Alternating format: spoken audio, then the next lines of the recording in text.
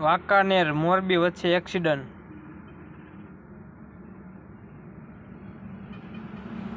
બે કન્ટેનર છે, એક અહીંયા અને એક આગળ પડ્યું કન્ટેનર।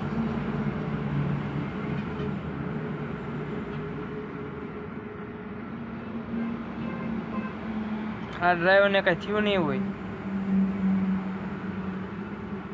ખાલી પલટી જ મરવી છે એને।